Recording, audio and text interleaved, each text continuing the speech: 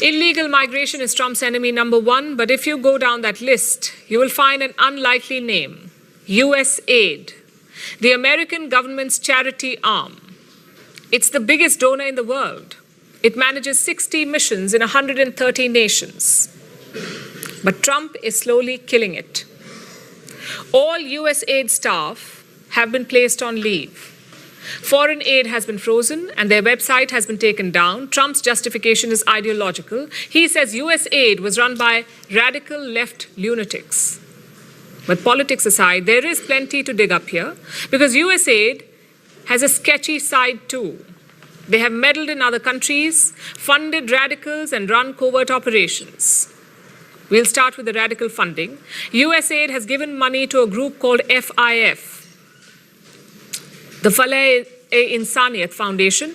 FIF, it is based in Pakistan. It is basically a front for Lashkar-e-Toiba, the same terror group behind the 26/11 Mumbai attacks. USAID was indirectly funding them. In the year 2021, they gave $110,000 to a Michigan charity, a group called Helping Hand.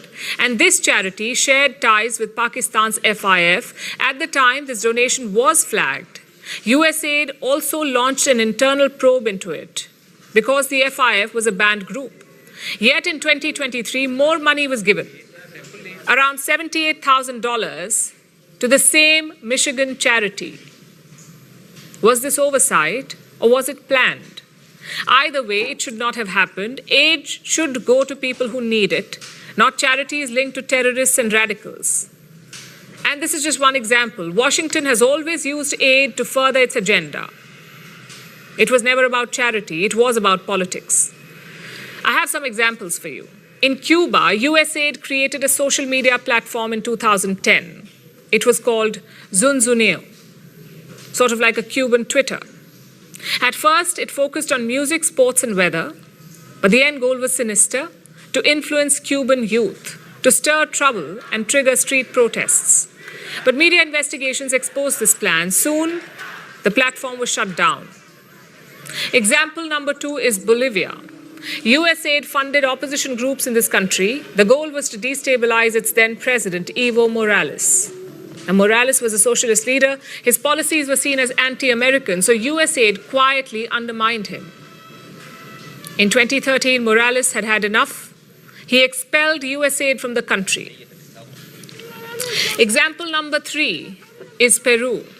In the 1990s, the country ran a sterilization program. Around 200,000 women were forcibly sterilized, again with funding from USAID. And these are just just 3 prominent examples. Dozens of countries have accused USAID of meddling. Russia, Nicaragua, Iran, Honduras, the list goes on. And the agency does not just meddle, it imposes American ideology on other countries. That's what happened in Brazil. In the year 2005, the US offered $40 million to Brazil. The money was supposed to fight AIDS, but Brazil rejected the money because the funds came with conditions. Brazil had to embrace anti-abortion and abstinence policies. So their government said no. At that time, the US president was George Bush. More recently, Joe Biden tried the same thing. He funded all sorts of diversity policies abroad.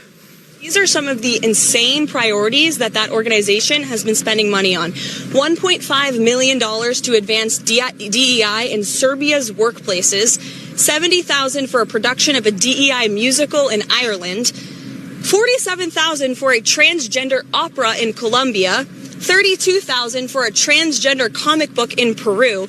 I don't know about you, but as an American taxpayer, I don't want my dollars going towards this crap, and I know the American people don't either, and that's exactly what Elon Musk has been tasked by President Trump to do. Aid is a big tool of foreign policy. It may look like a large-hearted campaign, but it comes with strings attached. Just ask India. In 1965, USAID gave a loan to India. The plan was to set up a fertilizer plant in Chennai. But the loan came with conditions. Only a US company would handle the distribution and no other fertilizer plant would be built nearby. Such aid based on conditions was the norm back then.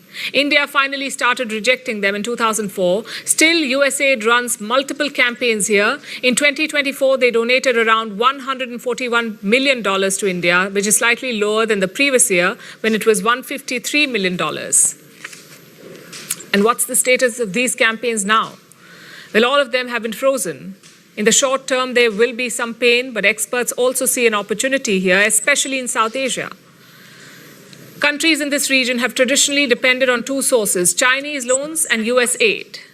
One has been stopped, the other is untenable. So maybe India could step up to the plate, offer assistance where necessary. Of course, the rules of charity apply to India as well. You can keep your interests in mind, but you cannot undermine others.